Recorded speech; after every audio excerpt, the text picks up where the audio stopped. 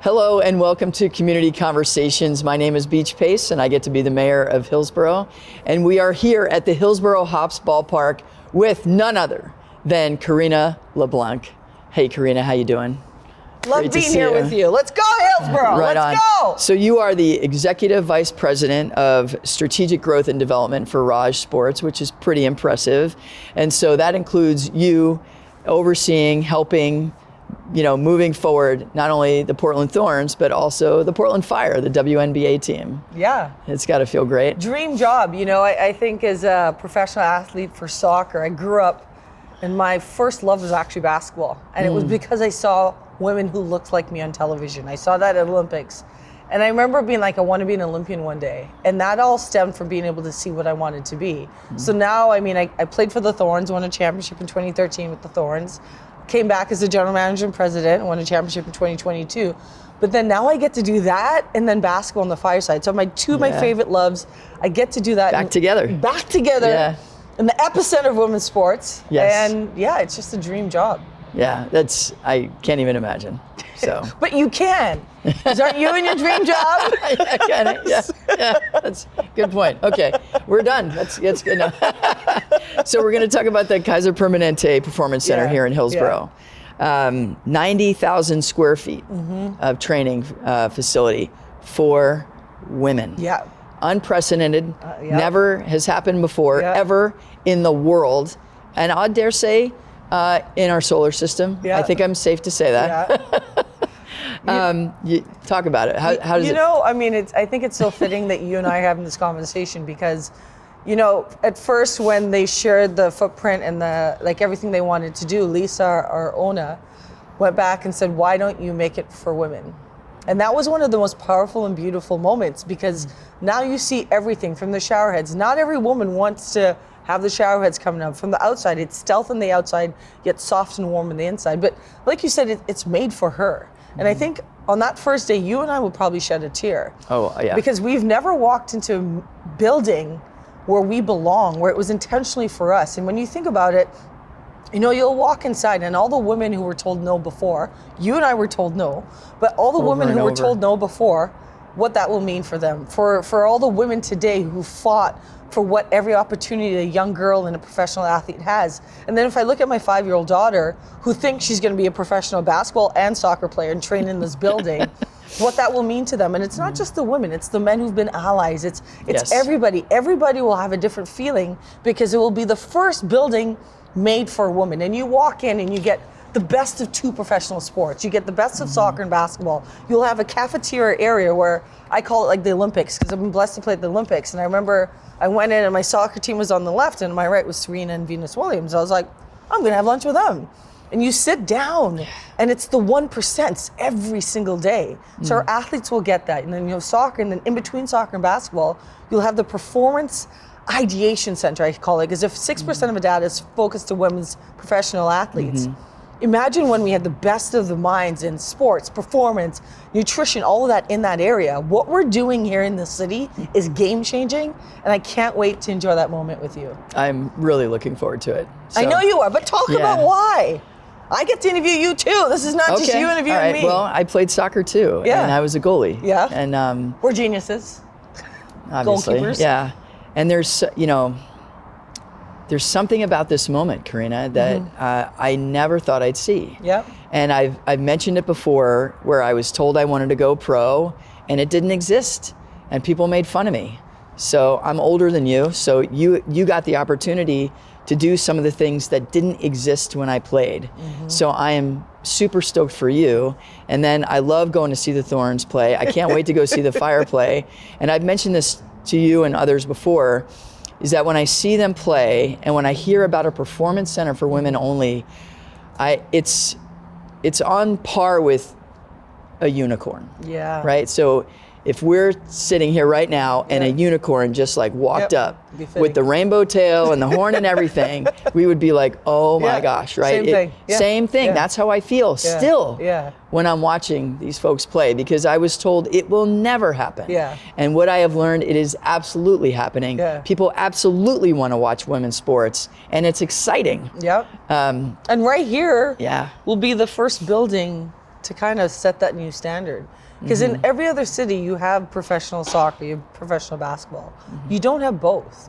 And you talk about the meaning of what we look at that next generation. Young boys in our cities will walk around, and they already do, with female names on the back of their jerseys. I mean, you think of your family too. Yeah. Like, it's the normal, and we're just making it the normal. And now there's a infrastructure and a facility to show, and we talk about seeing it to believe it. Everybody who drives by that will know what's possible now for women in sports. Yes, it's so true. And you mentioned, our sons and brothers and fathers also getting these jerseys. Years ago, I brought my son to see the Thorns play. And he asked me, he says, he was just up to my hip and he's like, Mom, can I get a jersey? And we got him a Tobin Heath jersey. And I put it on him, and he just was walking around. Swagger, he got the swagger, and I just had tears. I never thought I'd see anything like it. And Power sports. Yeah. And the best part about this beach is that we all get to do this together. I know you say congratulations to you. No, congratulations to all of us. Because it's this community that has made the Thorns since 2013 change the trajectory of women's soccer.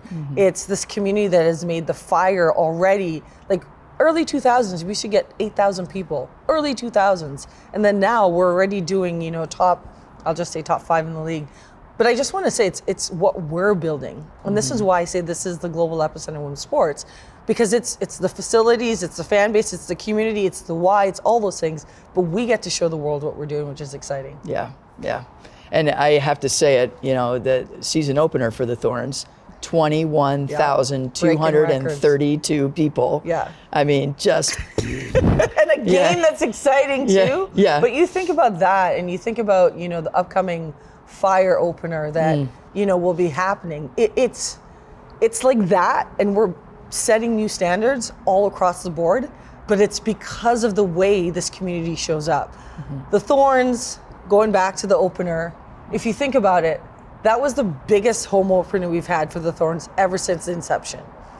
And why? Because people are just buying into the stories and the storyline, the games. But players, I remember walking out on my first game day, and I've been blessed to play in Olympics and World Cups. I will never forget that first moment, because the fan base shows up for you in a way that nobody else does. And it's electrifying. It brings out the best in you. And I just can't wait to see that happen over and over again. Yeah. Well, just the timeline. I remember when I went to those games, I went with my son to watch you, right? And then you rose up, and you're doing what you're doing. And so now my son, who's in college, right? We were watching the game, the season opener, and texting you, what a game. I mean, that's just incredible. It's the moments we get to create that almost no matter what's happening outside, you step into the arena and you feel something different. You feel unity, you feel joy. Sometimes you feel sadness if you lose, but that's something you can't find on the phone or AI or anything like that. And that's what's exciting about women's sports. Yeah, so true. And it's also on the way to the game. Yep. Right, in the Mac station as you're walking in, giving total strangers high fives, talking to total strangers about the game afterwards. It's just incredible. And then that next generation, that's what they're raised in. And that's all normal. Yeah, that's normal. Now, no unicorns. No. We're a mid-market unicorn, we say, because even if you look at the New Yorks, the LAs, in some areas we're outpacing them where we never should be, right? From partnerships to obviously attendance, we already are. But that's what people like Portland. You leave this area, like I was on the East Coast and they're like, Portland, Maine. I'm like, no. Yeah. And then you look at what we're doing in Hillsboro. This whole area is something special, and we get to live here. Yeah. Well, there's that. Right. We get to do it. We get to, yeah. So you mentioned a little bit about, the fact that you went to the Olympics with soccer, which is incredible. But you were also an outstanding basketball player. You mentioned a little bit about that, and you played basketball in Canada as well, and you represented Team Canada. Can you tell me about that transition from basketball to the great sport of soccer? I think for us, especially my husband and I, it's a debate because it was then where you could play two sports, right? I know now there's a whole push to one sport earlier, and I loved it. I literally ended up choosing soccer because I was on the national team early, and had the pleasure of going to a World Cup. And if you had asked me, I was going to try to do both. And it was like the hardest decision because I had gotten a couple letters for basketball, but I knew there was a an avenue for soccer. And this was before like all the big leagues, right? So of course you see the WNBA, you're like, that's where I want to go because I see my sheroes and intentionally say sheroes. But I think the deciding factor just came that like I had the scholarship. I actually went to University of Nebraska to try to do both. Because I had UCLA, Florida, I had all the big schools, but they wanted me to choose. But then once I got to my first preseason, I'm like, there's no way you can do both. Okay. And I think that's why I love my job now, is because there's always been a part of me that just loved basketball. Like, because I was the goalkeeper, I was the one throwing my body on the basketball court. Yeah. And that intensity I loved, and that athleticism and all of it, like you're in the arena. And then to be a goalkeeper, you almost, like we talked about it, leading from behind. Yeah, right? watching, assessing the whole field. Yeah, keep going. That's what we did, and we're seeing loud. where the threats are, seeing where the opportunities are, directing people, letting people know where they can go. Yeah. And then if they fail, we're ready for that opportunity because we see pressure as a privilege. And I look at it, and I ended up choosing soccer, and obviously I would say it worked out pretty well. But now I find myself back here. And what a beautiful lesson for all of us in life is that you think one door is closed, but if you stay connected to your purpose, if you stay connected to the reason you were actually put on this earth, and I call it a true north versus a magnetic north. If you stay true to your true north and your true purpose, it'll all come around. And I think some of the coolest parts about the story is that I thought that chapter in basketball had ended, but then this ownership group with Lisa and Alex, when you're seen by human beings. And you're talking about RAJ Sports, just so everybody. Lisa Bethal Mirage and Alex Bethal, the brothers and sisters who saw this opportunity in our city and decided not only to buy one club, but two. For them to see that in me is just, it's a testimony to who they are, but then also a testimony to what they saw in the city. And that's why I feel so blessed to work for a family like that. Yeah. Well, they're pretty great. I've met them myself, awesome. and they're incredible. And so taking the full circle, so you were playing basketball, then you started playing soccer at 12, and then you left basketball to go play soccer. You went to the Olympics, you played in the World Cup, you played for the Thorns, then you went to the GM of the Thorns, and then rose up, and then Raj came in, and now you're overseeing both. I mean, like, what...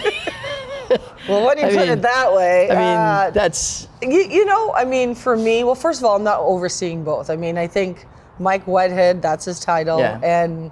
Working with both. I get to work with both, but I get to work with two incredible presidents, with Alexis and Claire, two incredible general managers with Jeff and Vanya, and the team and the atmosphere. Like, when you leave sports as an athlete, you almost miss that connection. You miss that, you know... For me, 18 years of my life, I was surrounded by incredible women who were all inspired in something bigger than themselves.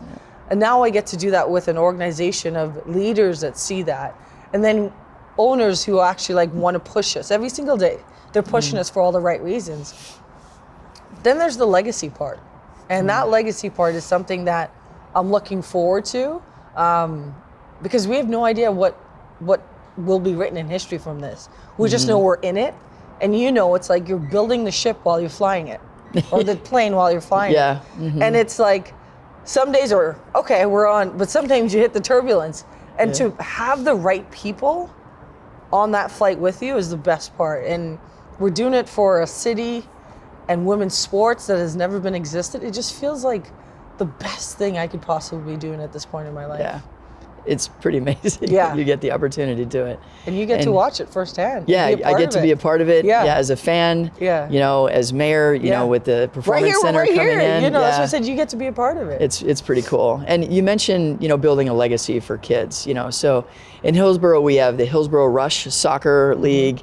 We have the Hillsboro Youth Basketball, you know, and now we're going to have this performance center here that these kids could grow up and eventually work in, right? They could be a player, right? Maybe they could be a trainer. They could be, you know, involved in some way. And it's right in their backyard here in Hillsboro, which I think is amazing. So thanks for choosing Hillsboro to put the performance center in. Listen, we really appreciate it. I think we had a tight timeline, and it was who was ready for us. And I think Hillsboro was ready for us. And Hillsboro's always ready. Always ready. And with your leadership, I think it's important to like also understand like, these facilities and this infrastructure creates so much. You talked about it. It's jobs, but it's hopes. It's, you know, in August, hopefully we'll be able to open it up for the community to step in and see what's possible.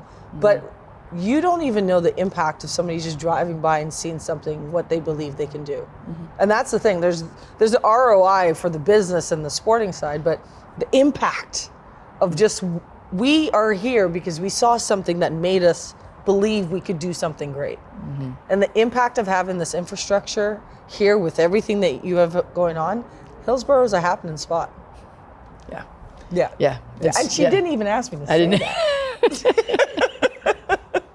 Thanks for saying it. Thanks for noticing. I appreciate it. Because, we're talking about sports in general, here at the Hillsboro Hop Stadium, but right across the way, right now, as we're talking, the PSU Vikings softball team is playing, and then we're going to have the Cascade, the first, well, not the first, but women's professional softball league, and the team Portland Cascade playing here as well in Hillsboro. That's why we are the global epicenter of women's sports, because if you start to think of all the things that we're doing, and then obviously we have Epicenter Week coming up where we'll bring the global leaders to this city.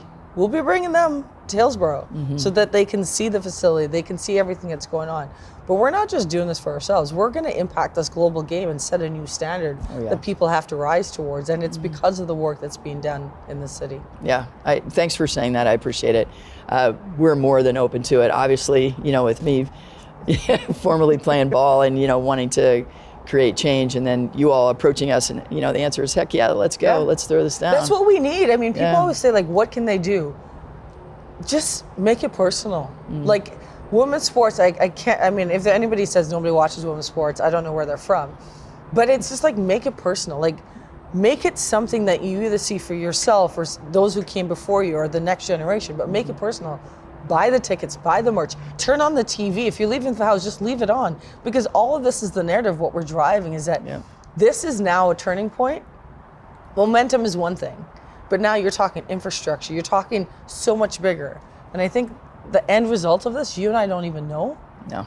We'll be old and barely walking because we're goalkeepers, and they're like, what were you doing? Our knees will be shot.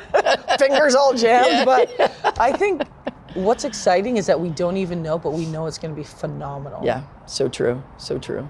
So we've talked about the Performance Center, the Kaiser Permanente Women's Performance Center that's here in Hillsboro. We talked about what it will mean for the community. What will it mean for the players? So I just come back to the moment they'll walk into that facility, right? Because I got chills. Yes, there's other facilities built, but as an athlete, you get to walk into, like I said, what's an Olympic Village? What's like Olympic Village? Then you get to be a part of an organization that you not only have the best practices on your sport, but they're exchanging. Like, even we talk about our GMs they're already having meetings together, right? Our presidents, like, everyone's kind of meeting and being like, how do we take this to this? How do we set the standard in every place? So I think the athletes will get to not only walk in knowing that they're the center of everything and at the core of what we do, but they'll get to know that everybody working with them has that same mindset. And it's not just like thinking this. If you zoom out, every day they get to walk into a building where they know they belong. And it was made for them. Made for them. It wasn't somebody else's building and now they got it. Yeah. Yeah. Like we did at the time, quick turnaround, is obviously it was a Nike building before. So we changed that. But if you look at it, it was made for them. And if you just say that, no one has been able to process that. Yeah. Neither you and I have walked into a building made for a woman. Never. And they'll get to, like, I think that moment on that first day, because they will have heard it enough, and then they get to have a home, and they get to have a locker room and a training room and everything. That's something you and I never even dreamt of, and we get to do this. Yeah. Kind of cool. Yeah. Yeah. I think it's pretty cool too. Yeah.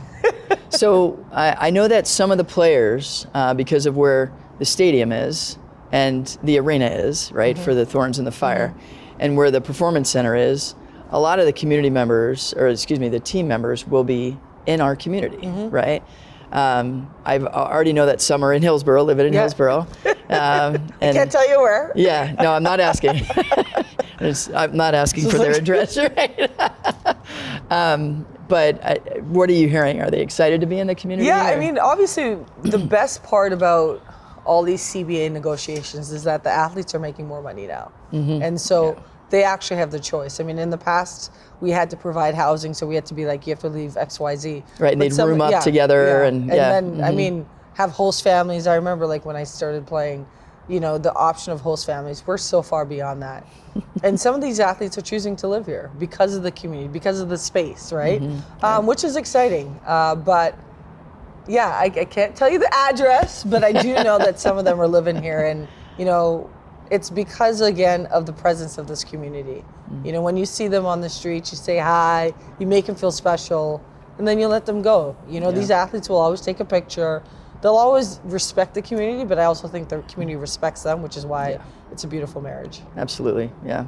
So we've talked a lot about your path, and now you're here, working for Raj, making sure that, the Thorns and the Fire are getting going. What's the best part of all of this for you? The best part of all of this is easy. My daughter. On game nights, when she gets to play on the soccer field, that she's just seen her sheroes dominate and boldly and authentically be themselves. That just gives her confidence. And then she's obsessed with soccer and basketball. So she'll go play soccer, and then she thinks they're all her aunties. She doesn't know they're kind of big deals. Yeah. And then on the basketball, even the other day we went for a walk and she's just bouncing the basketball. I have no idea if she will choose sports. Right now she does, and whatever she chooses we'll love.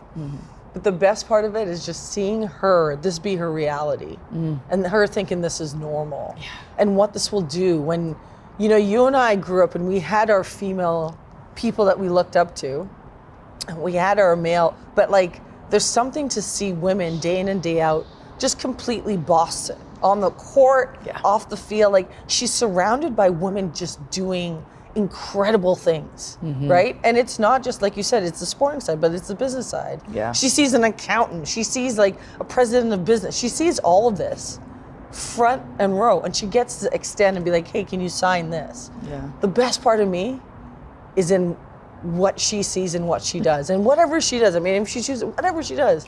But this has to have an impact that 20 years from now, you talking about your son, 20 years from now, I can sit back and be like, it was because of this she's who she is today. And I love that. Yeah, that's fantastic. Yeah. Karina, thanks so much for coming out, visiting with us today to talk about women's sports, and your past and all you've done in sport. I really appreciate it. I appreciate it. And to this community, I want to thank you in advance to everything that you will do to make these women feel alive. And, our entire staff, I just want to say thank you, because how they are treated by this community will be how they'll go out into the world, and just make it personal. But then also take these women and be inspired by them. Yeah. Because every day they show up, they dare to fail greatly, because they know you keep rising. They know it's personal, but they don't take that as a small thing. They take it with power, and they wear that badge on their heart because of the people of this community. So be inspired by them, show up for them, and then... Oh, we will. Oh, I know you will. We will. I'll have to hold back. Yeah, absolutely, Karina. This is super exciting for me personally, and then also for our community as well. So thanks so much. Yeah. Thanks to all of you for joining us for Community Conversations. You have a great day. Thanks. That was awesome, man. Really appreciate it.